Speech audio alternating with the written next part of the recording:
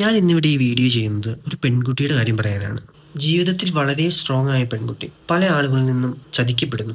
അല്ലെങ്കിൽ അവൾക്ക് വേണ്ടപ്പെട്ടവരെ ഓരോരുത്തരായി നഷ്ടപ്പെട്ടുകൊണ്ടിരിക്കുന്നു. സ്നേഹം കൊണ്ട് അവളെ മാനിപ്പുലേറ്റ് ചെയ്യാനും പറ്റിക്കാനും എളുപ്പമായിരുന്നു. ആരായിരുന്നു ആ പെൺകുട്ടി?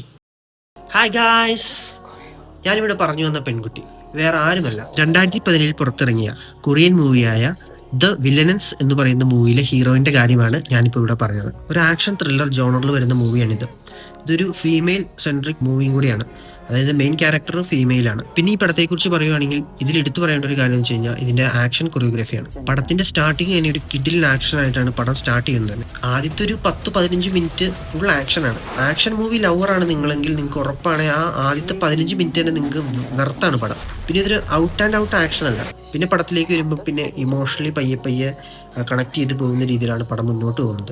ഒരു ത്രില്ലർ ആണെങ്കിൽ പോലും നമുക്ക്, അതായത് പീക്ക് ത്രില്ലർ എന്ന് പറയാൻ പറ്റില്ല. ചിലർക്കെങ്കിലും ഇതിൻ്റെ അത് ആരാണ് വില്ലൻ അല്ലെങ്കിൽ എന്താണ് കഥ എന്നതിന് ഒരു പകുതിയൊക്കെ ആകുമ്പോഴത്തേനും കണക്ട് ആവാൻ സാധ്യതയുണ്ട്. പിന്നെ ഇതിലെ ആക്ടിംഗ് ആണ് മെയിനായിട്ട് എടുത്തു പറയുന്നത്. ഇതിലെ ഹീറോയിൻ തൊട്ട്, അതായത് മെയിൻ ക്യാരക്ടർ തൊട്ട് എല്ലാ ക്യാരക്ടേഴ്സും കിഡിലിനായിട്ടാണ് ആക്ട് ചെയ്തിരിക്കുന്നത്. അതൊന്നും പറയാനില്ല. ഒരു ചേസ് സീനൊക്കെ ഉണ്ട്, ഒരു ബൈക്ക് ചേസും ലാസ്റ്റ് ഒരു ബസ്സിലുള്ള ഫൈറ്റ്സൊക്കെ കിഡിലിനാണ്. കിഡിൽ ക്യാമറ വർക്ക്സ് ഒക്കെ കിഡിലിനാണ്.